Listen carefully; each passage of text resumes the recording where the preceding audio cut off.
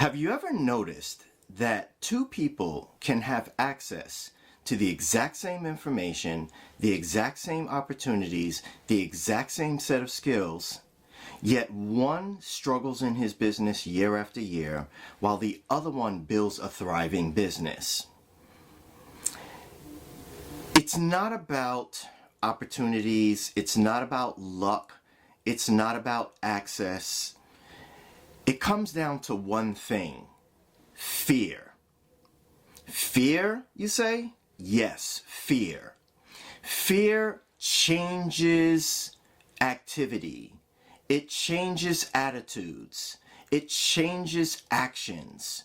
So while the one person shrinks back from doing the things that they should be doing because of fear, the other person pushes forward in spite of the fear and builds the thriving business. Last time I showed you how fear shows up and how it can choke out your business and keep you broke. This time, in this section, I'm going to do a deep dive into each one of those fear areas, and I'm going to show you how to overcome them by reframing them. And then I'm going to show you a practical action step you can take to actually make a difference in your life so that fear becomes less of a hindrance and more of a trusted companion. And I'm going to explain what I mean by that.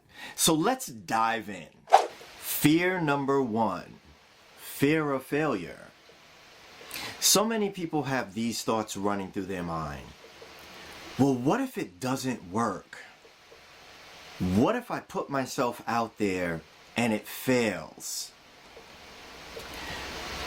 They think that failure is a verdict, that it's a final stamp of who they are. But I'd like to bring your mind to something. I don't know if you've heard this before, but Thomas Edison is famous for having said, "I have not failed. I've just found 10,000 ways that won't work." See, he looked at failure differently. And what you have to do in order to change the stigma of failure is reframe it in your mind. Look at failure not as failure, but as feedback. It's data that you collect so that you know what to do better next time. So when your email campaign goes out and no one responds, that's feedback. What do you change to do better next time? When your offer goes out to someone or some audience and no one responds, then that's feedback too. What do you have to do to go back to the drawing board to retweak it and make it better next time? Those who look at failure as a natural part of the process and as feedback, these are the ones that succeed and do not fail. So here's the one positive action that you can take to overcome that fear of failure. Send the video, have the sales conversation, post up what you want in content that day, and don't worry about the rest. Just take the action. Find out if it works or if it doesn't work. And keep this one thing in mind. If it doesn't work for you in that moment, it's working on you. Failure is not final. It is not a statement of who you are. It is simply part of the process. View it as feedback. Take the action, and you will find that fear will no longer rule over you when it comes to doing the things you need to do to build your business and meet with success. Fear number two, fear of success. This is something that really surprises people, and it surprised me. Why would you be afraid of success when success is the very thing that you claim you want when you start a business? Nobody starts a business to fail. But subconsciously, a fear of success can be there, and this is what it looks like. If I succeed at a higher level, now I'm going to be expected to deliver at a higher level. I'll have more clients to deal with, which will mean more responsibility. I'll be making more money, which means I'll have to handle more money, and that just scares me. Those are just a few of the things that contribute toward a fear of success. You know, it's interesting. Let's talk about success, and I want to share something with you from Winston Churchill. Winston Churchill said, "Success is the ability to go from one failure to another with no loss of enthusiasm." What it really applies to in this instance is, as you succeed at higher and higher levels, you're going to have some failures. You're going to have glitches in the system that you'll have to work out. You have to figure out how to serve more clients, how to serve them at a higher level, how to delegate and do things to reserve for yourself, and then delegate lower quality things to other people. So these are what we call higher quality problems. So here's the reframe. Success doesn't mean more problems, more worries. It means a higher quality of problem and better opportunities. That's how you look at it. So on the one hand, here's the lower quality problem. How do I make enough money to pay my bills? When you have success, here's the higher quality problem.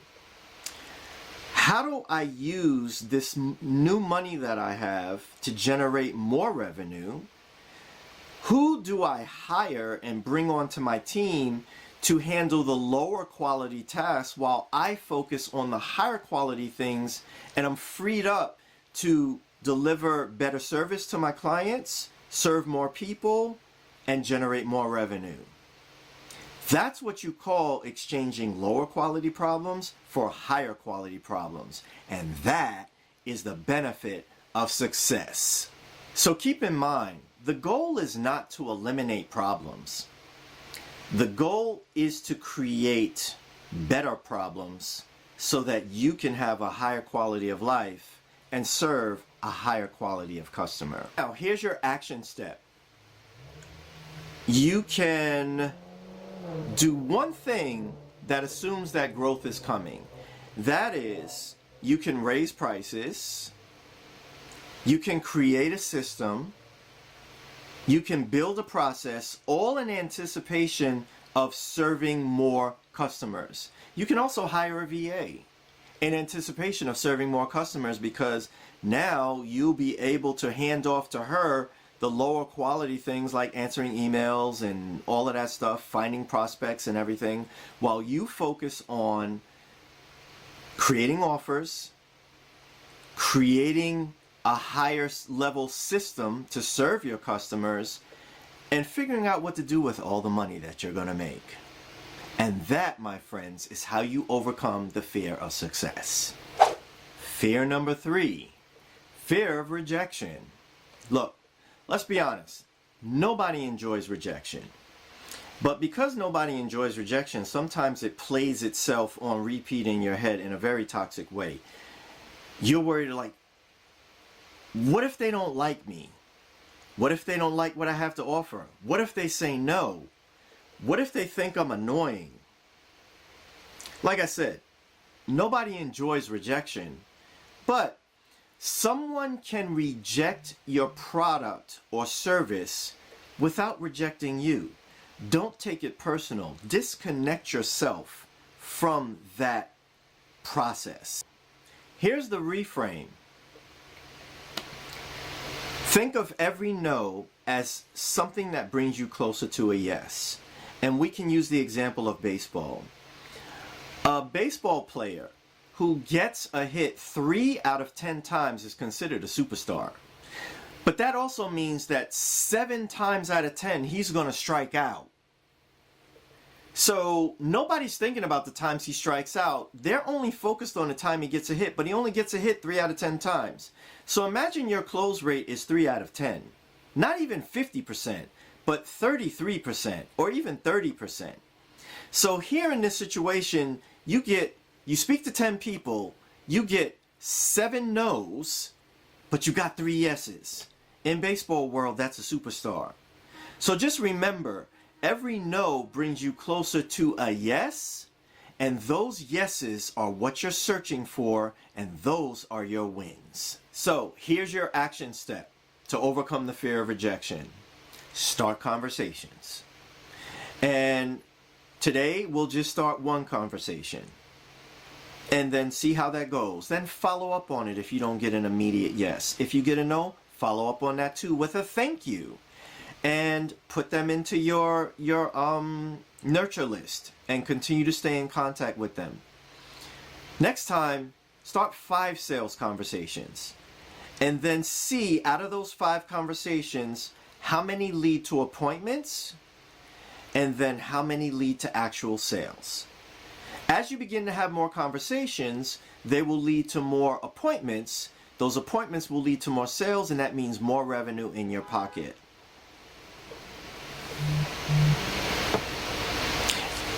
And I just want to point out to you that one famous person who we all know about, Colonel Sanders of KFC fame, met with 1,009 no's before he got his first yes. But he got his yes. And then after he got that first yes, another one and another one and another one, and a bunch of them quickly followed. So the thing to keep in mind is you have to get past some no's in order to get to the yes. But then you might end up like a KFC with locations in every city and no one at all thinking of you as a failure. Fear number 4, fear of judgment. Look, we're human. We want people to like us, and we want people to approve of the things that we do. But fear of judgment is toxic because it causes you to start spinning in your brain about, well, what will my friends say? What will my family say? What if I show up on camera and I look stupid? Or I make mistakes when I'm talking? I just don't think I can deal with it. Here's a good time to share with you something very profound that Steve Harvey said. And he said, people's opinion of you is none of your business, nor should you make it yours. People get so caught up in what other people think, and those people don't even matter at the end of the day. They have nothing to do with paying your rent. They have nothing to do with paying your mortgage. They don't put food on your table. They don't supply you with oxygen every day to breathe, water to drink. They don't wake you up in the morning and give you the gift of life. They do not matter. Everybody has opinions, just like everybody has buttholes. And guess what? Buttholes stink, and so does everybody else's opinion. Do not waste 1 second of your life caring about what other people think. Because if you do, you will refuse to show up. You won't post. You won't take your product to market. You won't start conversations. You'll just stay balled up in the corner like a little child in a fetal position, and you won't do anything. And you will miss out on the greatest success of your life. And you'll miss out on helping all of those people who are out there waiting for you to show up, because only you have the particular thing that they need and the particular background and experience and process that will reach them and help them. Don't let that be you. With that in mind, here's the reframe. It's not about you. It's not about you. Take it away from you. Make it about the people who are out there waiting for you. That's the reframe. There are people waiting for you to help them. It would be a terrible sin to withhold help from people that you are uniquely qualified to help, to change lives that would not otherwise be changed if not for you. So take it away from you and think about the people that you're waiting to help and that are waiting to hear from you so they can get your help. And if you make it about those people and take it away from yourself, you can flip the switch in your brain and overcome that fear of judgment. Here's your action step to overcome the fear of judgment. Put something out there. Record a video. Make a post. Share a lesson. Simply tell a story and get it out there to the world. And just start with that one. And then continue and continue and continue. Don't expect a flood of likes and loves and comments and everything in the beginning. It takes time. Don't concern yourself with that. Just concern yourself with showing up and not caring what other people think. And if you do that, you will knock down the fear of judgment and move that much closer toward the successful business that you desire. Fear number 5. Fear of not being good enough. I know this one very well. This is what it sounds like in your head. What if I don't know everything and people find that out? What if I make a mistake when I'm delivering my service to other people? Who am I to teach this? This is a fear that lives within all of us, and you never overcome it. There will always be some level of self-doubt. However, I want you to keep this in mind. Maybe you've heard of the famous author Isaac Asimov, science fiction writer. I'm a sci-fi head, so I know him. He wrote I, Robot, and he wrote, no, that was somebody else, but I, Robot, he was very famous for. He said, never think that you're not good enough yourself. My belief is that in life, people will take you at your own reckoning. People will take you at your own reckoning. What does that mean? It means that if you believe you're a big deal, other people will believe you're a big deal. If you believe you're a loser, other people will believe you're a loser. See, that energy comes across. So you have to present yourself with a certain confidence in order for other people to have confidence in you. Here's the reframe. You don't need to be the expert, all-knowing God of everything. You just need to be helpful. That's it. You need to be helpful. You need to share the mistakes you've made, the experience you've gained, the lessons you've learned with people who have not come as far as you. Because if you have one thing in your brain that the person behind you doesn't have, you can help them. Doesn't matter how small or how large it is. If you have something, you can actually help them. So here's your one action to overcome that. Help somebody. Share a lesson you've learned. Share a story you've lived. Tell how you overcame a challenge. Share some new tidbit that you've learned that can help them on their journey. Help them to see how and why you never gave up, but you kept going. And that is what brought you to the point that you're at right now. Focus on serving instead of proving how great you are. Because when you focus on service, confidence tends to follow. Remember, the goal is not to eliminate fear. Fear is part of the entrepreneurial journey. Fear of failure says don't start.